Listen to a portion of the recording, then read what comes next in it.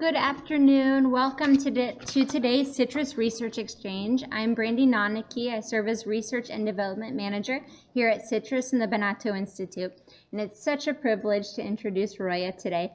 Roya Pakzad serves as Research Associate and Project Leader in Technology and Human Rights at Stanford University's Global Digital Policy Incubator. She also works with Stanford's program in Iranian Studies on the role of information and communication technologies and human rights in Iran. Roya has worked on initiatives relating to everything from the role of technology in the Syrian refugee crisis to the human rights implications of artificial intelligence. She also researches the human rights policy and practices of technology companies and explores the role of technology in empowering marginalized groups. After 3 years working at Advanced Micro Devices as an electrical engineer, she decided to converge her interests in technology and human rights. She holds degrees from Shahid Beheshti University, the University of Southern California, and Columbia University. Roya was born and raised in Tehran, Iran, and currently lives in Santa Cruz, California. Thank you.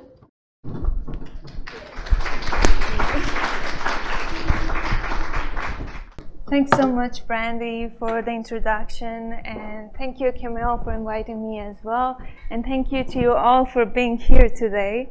And so first of all, I should say Happy Halloween. I'm not in costume. I'm sorry about that. And but we can expect that my talk will become a little bit informal and maybe a little bit silly to go in line with the theme of Halloween. I'm not going to do any kind of like Michael Jackson thriller dance or anything, but instead I was thinking to make my talk in line with Halloween. I talk about transformation. Because in the end, I think Halloween is about transforming from something that you are into something that you're not.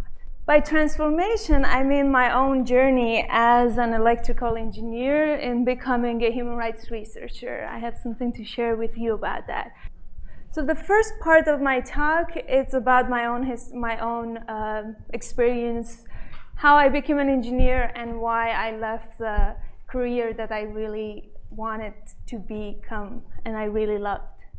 The second part of my talk is about interconnection between engineering and human rights, and to bring up some of the examples that how unintentionally the work of engineers had some damaging impact in the history of society, history of humanity.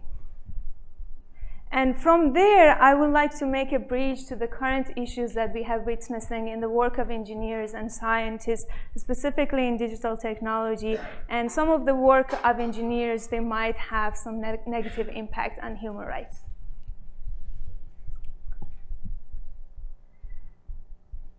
To begin with, I want to say how I became an engineer. So I was born in 1987. It was 1 year before the end of Iran and Iraq war. So in my childhood, my teenagehood, everything that I was listening on the news and the media of every people that they talking about career, about their responsibility to their nation, it was about rebuilding the country, about development, about modernity, about gaining the pride that we lost in the war. So I was raised with all this kind of narrative in my mind that I have this national duty in order to build my country.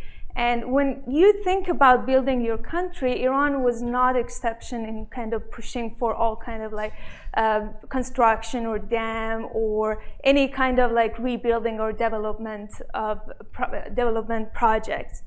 So this is, as I said, Iran was not exception. Something happened in the United States and the other part of the world.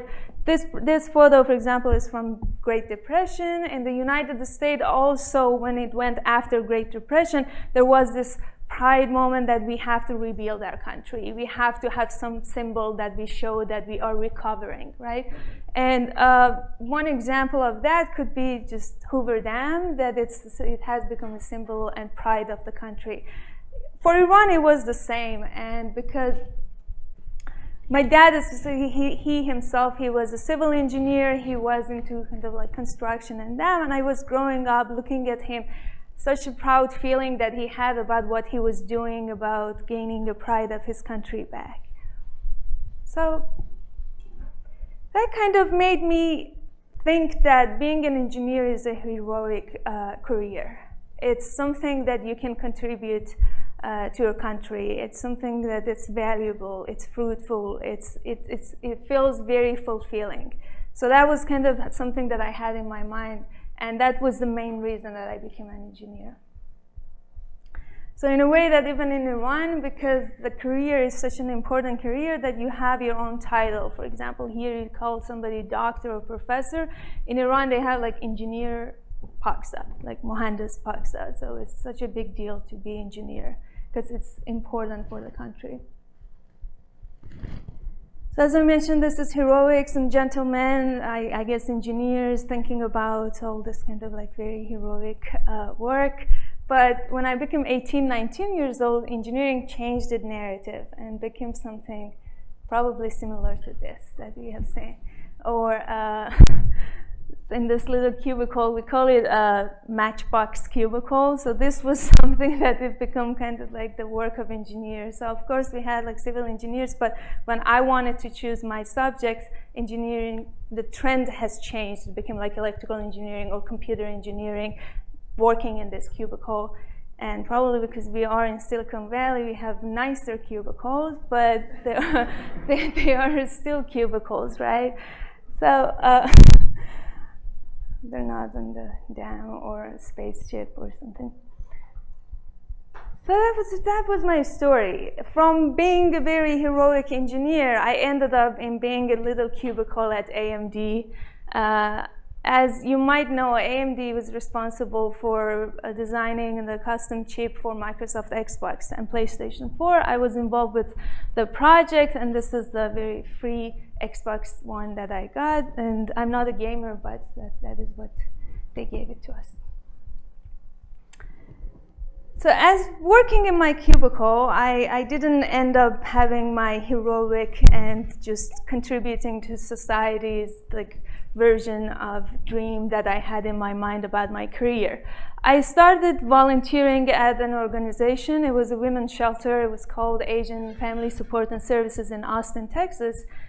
And when I worked with some of the cases, some of the clients, I realized the major issue that they have when they talk about the abusers, when they talk about domestic violence, is about digital technology. It's about cyber stalking. It's about how abusers, they use Facebook, nearby friends in order to stalk them, to monitor them. So for some reason, it was an awakening moment for me because I could never think that digital technologies that has been used that negatively. You know, it might be kind of like, some of you might see that it's kind of like when you think about the big picture, of course, technology has positive and negative point. But for me, it was an awakening moment because I was thinking so many engineers, they're like me, they're working on those cubicles, and they could never imagine that maybe like if some Facebook feature or some GPS-enabled application, it caused some kind of damage to women and women's rights. So that became a transformative moment for me. I was thinking, I think I live in this cubicle and I isolated myself from outside world. I want to see what is the big picture of the work that I'm doing. So I decided to study human rights at Columbia University, and I focused on the intersection of technology and human rights. Some of you might have been convinced that that was a good decision or might not be a good decision, but when you think about the impacts of engineering and what they do, science and technology, in humanity, on the negative aspects, that example of domestic violence and cyber stalking is not the only one. That's the reason that it comes to part 2 of my talk, to give a short story of how unintentionally some of the projects that they were supposed to be very beneficial for the humanity, it went wrong. So I want to start with a question from you. How many of you know him, this gentleman? Okay, that's okay. I didn't know neither. He's Alfred Nobel. Yes, and then he's the father of Nobel Prize. We know how prestigious Nobel Prizes and how he made great contribution in science and technology. But probably what we didn't know about him, that he himself, he is an inventor of dynamite too. And I'm sure when he was thinking about his invention, he was thinking about contributing to society. He was thinking about development. He was thinking about building road, building dam, building all kind of great things. But probably in back of his head, what he didn't know, that his tool is going to be used in war. So it kind of transformed, and then it became kind of like unintentional consequence of the project that he built.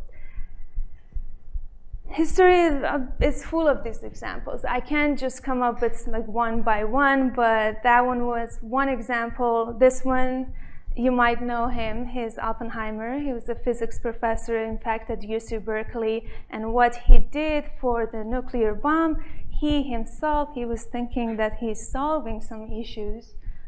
With one war and one bomb, he's going to solve the whole issues about war and human civilization. But you know, the geopolitical issues that it caused, still today even.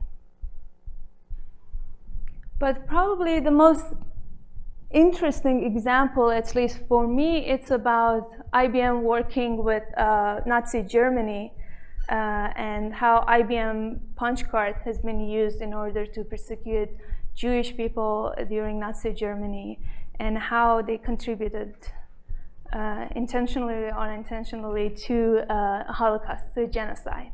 And when I think about this example, not because it's about digital technology, but it's because I can put myself in the shoes of those engineers. They have been working on this digital technology, and probably they didn't know how their tool is being used and how their leaders, they made a decision of who should buy this tool and how it's going to be used.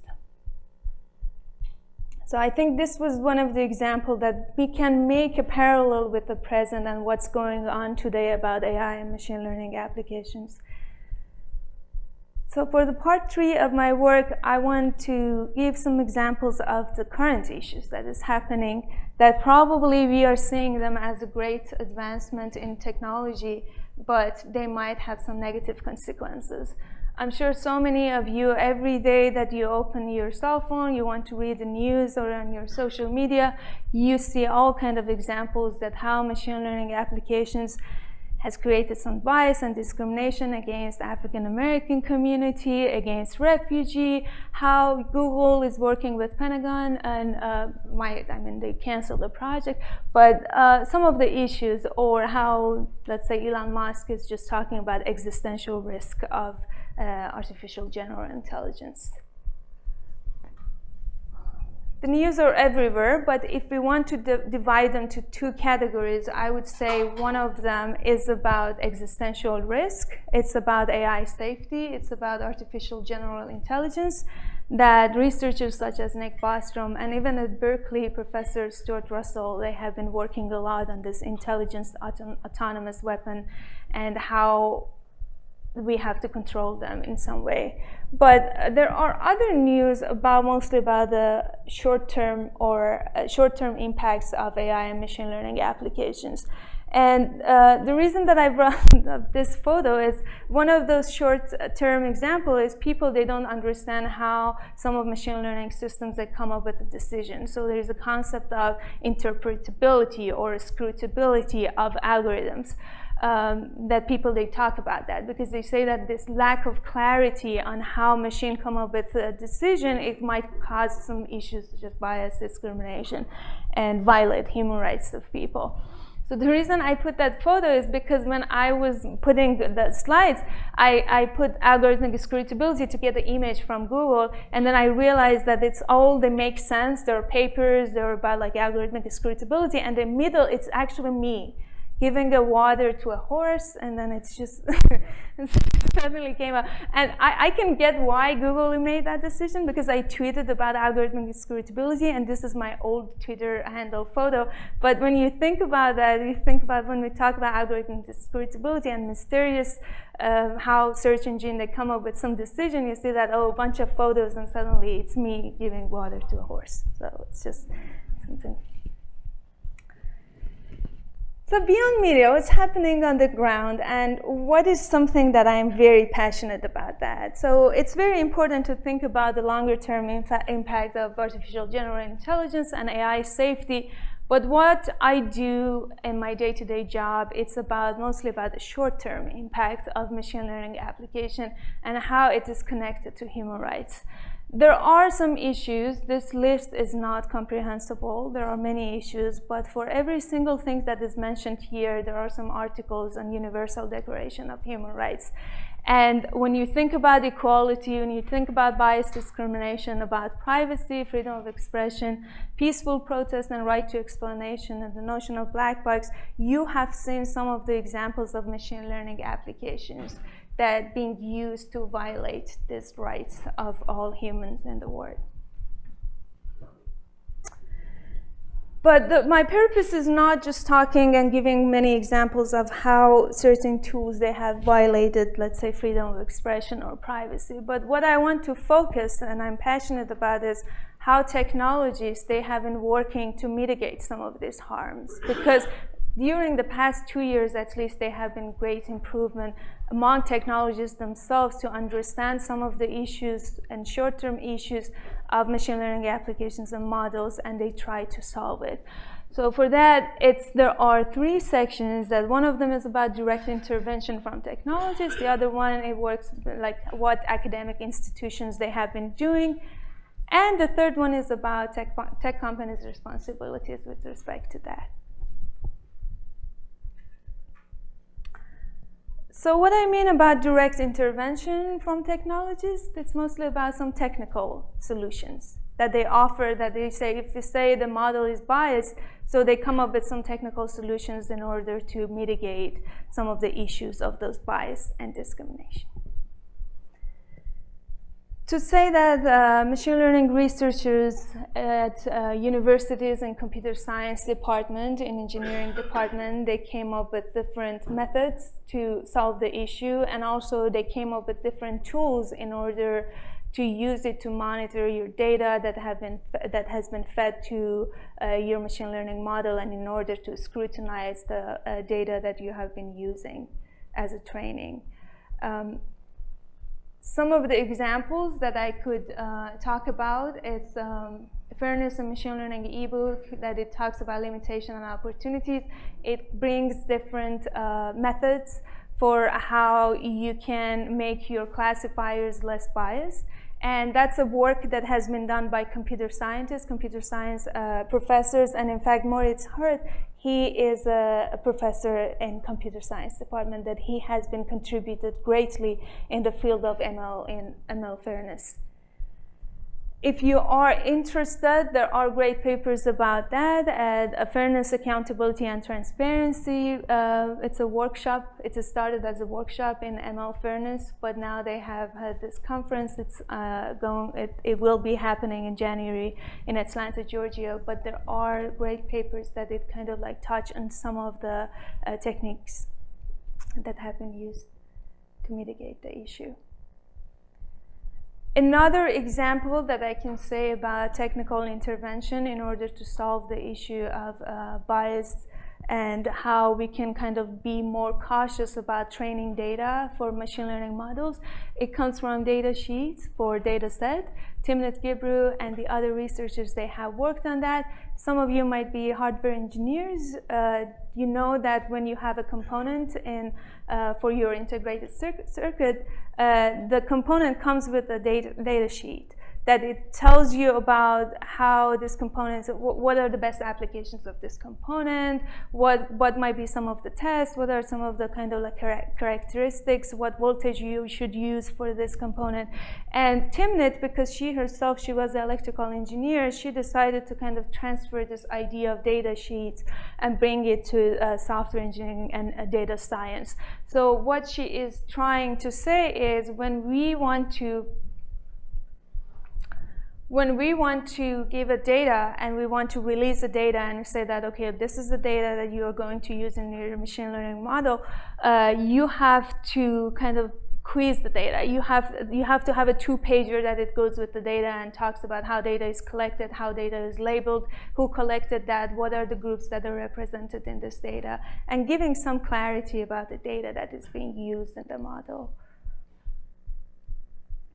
You might know about all the other tools that they have been offered by Google and the other companies, again, for the reason to ignite some questions for machine learning practitioners that when they use the data for their model, to think about how their data is not that the notion of garbage in, garbage out.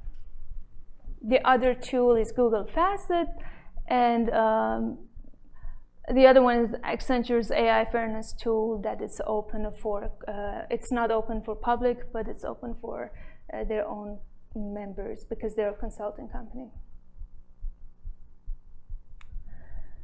But not all the solutions that are offered by technologists, it's not all of them they're technical, right? Because there are some of the issues that they can't be solved and it doesn't have the technical component, and there is not any technical solution for that.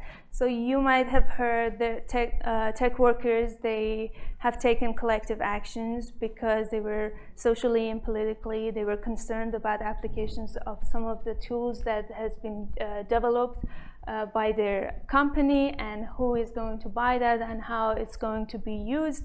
Some of the examples, Google Project Maven and Google Search Dragonfly, that Google had a potential contract with Chinese governments in order to offer this censored search engine. And also Amazon tech workers, they raised their concerns about Amazon's collaboration with border control.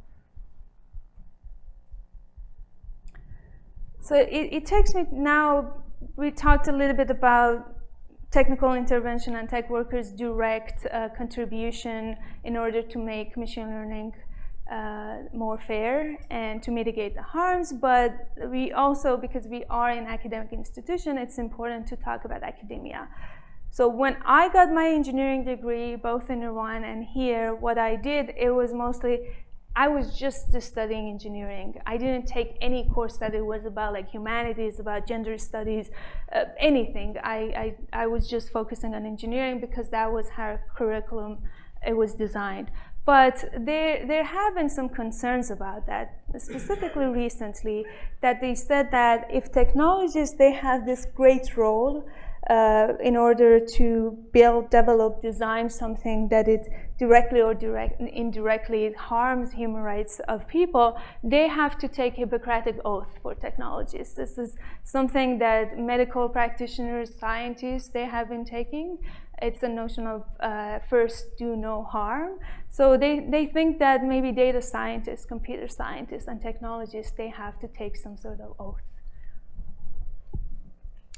The other solutions that comes from academics, it's about how we can bring some type of humanities courses and subjects into engineering. There have been more than 200 initiatives, some courses such as ethics and computer science, ethics, computer science, public policy, in many universities. But something that is not clear, because these courses are very new, you still don't know how effective they are.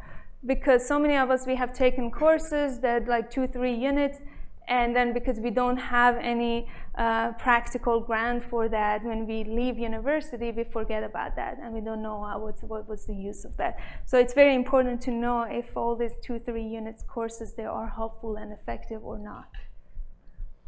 This is just a snapshot of all, it's a spreadsheet that aggregated all the names of the courses that are available that I can give you if you're interested in that after this talk.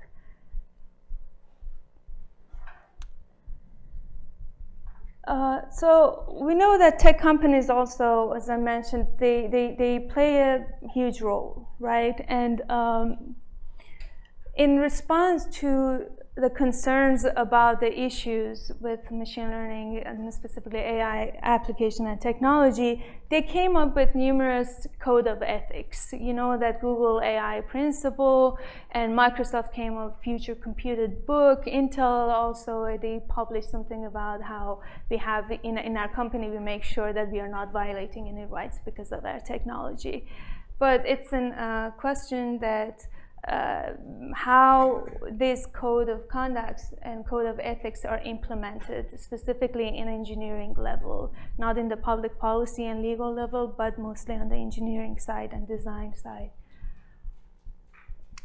So as a human rights nerd that I am, I wanted to tell you that UN has a solution for that. UN Human Rights Council in 2011, they came up with UN guiding principles on business and human rights, that they say that companies, before releasing any product, they have to take human rights due diligence. And specifically, they have to do the human rights impact assessment.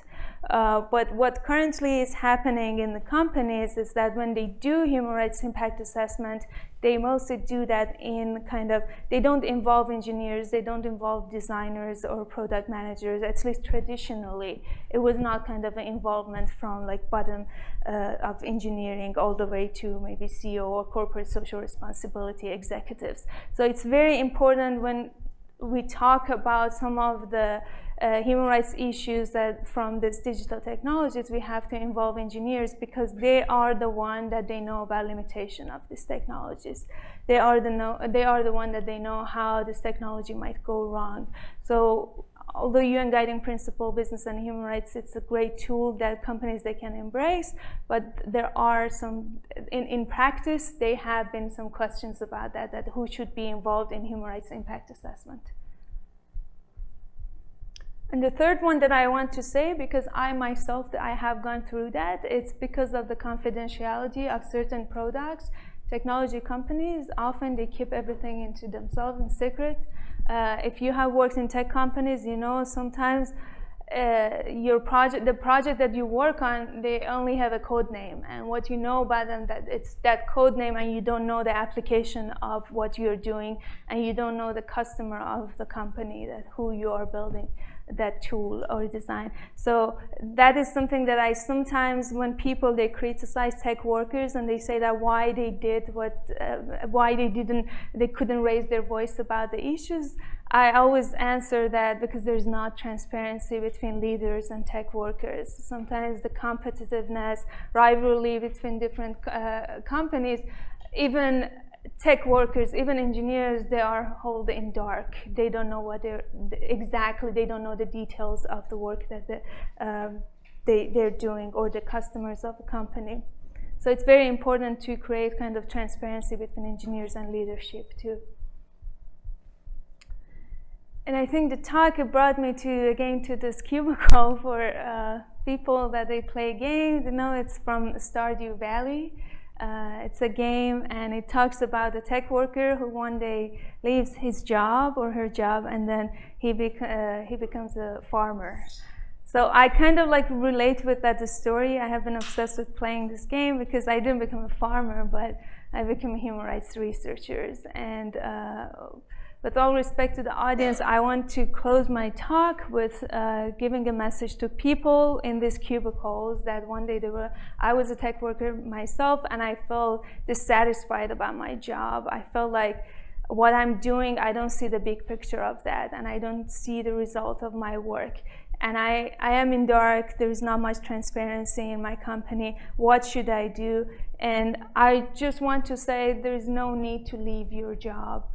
Specifically, if you're a female engineer, in the time that in the STEM field we need more female engineers, you don't need to leave your job in order to be ethical, to think about the political issues of the product that you make or social issues that the product that you're developing. Thank God there have been initiatives, as I mentioned, and I summarized them in 3 parts, that tech workers themselves, they have been educating themselves about the issues in the humanities, and they trying to make those concerns, and they integrate those concerns into the design level, and they have been having a collective action in order to hold the leaders to account and to satisfy the feeling of being more socially and politically conscious. So thank you so much for hearing the talk. I hope it wasn't too scary. I mean, it's Halloween. Thank you. Thank you. Thank you very much for your nice talk. I was wondering if this decentralized work or mechanism design or something like that has come up to this, evaluating fairness or maybe designing a mechanism to do fair. Some of the techniques that they have been using, yes. For example, when you have a classifier and your classifier, you say that it might be biased based on gender and race, right? One of the solution, they say that let's just use it as a declassifying. They call it declassifying. That kind of, you just delete the feature of gender or feature of race, and you assume that your feature is not changing the decision of the machine, that it comes up with a decision. So that is one of the technique, but it brings up some issues that this has shown, for example, in crime recidivism. If you want to solve the issue by taking the attribute, a variable, right, from gender or race, let's say that you take the gender out, and then you see that because women historically, they recommit a crime less than men, so you see that it's biased against women. So taking out the feature and variable, it actually creates kind of like a bias. Let's say you take out the race to solve the issue of the race, you take out gender to solve the issue, but it actually creates some sort of issue. The other solution that they mentioned about a parity in classifier, in a different class. For example, let's say that for women, we train it only, the feature that our classifier is only trained on women, our classifier is only trained on men, then you can get the same, and then you try to kind of calibrate your parameters in a way that the error rate is the same for both features. So these are some of the techniques that has been used. There was a great paper at Stanford that came up that it kind of like shows the limitation of some of these techniques. They are by no means like they are the best, but it's just the back and forth that it goes about that. Yeah, sure. Thanks, I enjoyed the talk. I'm just more curious your thoughts on if or how policy comes into play. Do you think it's on a legislative level, statewide, nationwide? I mean, is that going to create more complications? Is there a pushback against that, or do you think, are there things happening right now on that front? Yes, there have been some conversations about regulating AI, because there's no way that we can control the issues that it might create unless we regulate that, right? But what I think is, at this point, our policymakers in senior level, they're not educated enough. They're not knowledgeable enough about what policy might be good for certain, let's say that for coming up with solving certain issues. So we have seen that in European Union, they came up with GDPR, that it's mostly about data privacy and data protection, but in one of those articles, it talks about right to explanation, that if you as a person, the machine made a decision about your case, then there should be some human intervention, or you have to know about that, right? So these are some of those policies that it usually, that Europeans, they are kind of like faster than the US in coming up with regulations. But in the US, there are some kind of like this thinking about coming up with policy and regulations. But what I think is, first, they have to know more about some of the issues of these tools before rushed into the policy making or regulations.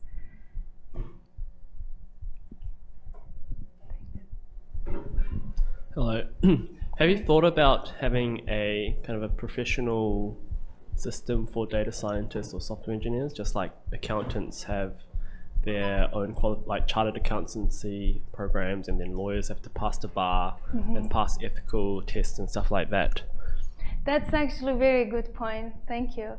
It's a very good idea. So when I talk to my civil engineers friends in construction management, they take a course and they have to pass some level of engineering in order to get certification, and then that certification is actually, and it's about environmental, like when you think about construction and civil engineering, there are some kind of aspects of how your design should be environmentally friendly, and they get some certification based on that, that after that it's used in their resume, and they show that kind of like they passed this exam, that their design is environmentally friendly. So that could be an idea for data scientists and computer scientists too. That was good. Maybe it can be one of those kind of solutions. Thank you. No? Okay, well, let's thank Roya for her Thank you. presentation. Thank you so much. Thanks.